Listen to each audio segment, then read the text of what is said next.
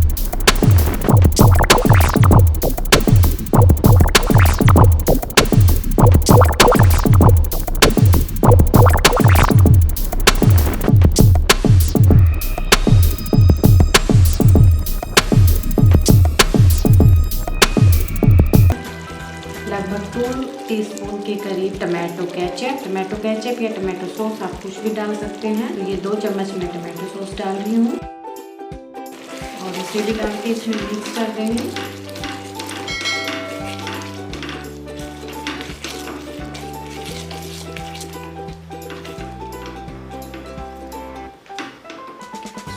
Sauces डालने से चटनी में बहुत ही अच्छा सा फ्लेवर आ जाता है और लंबे टाइम तक स्टोर करने में भी हेल्प करते हैं।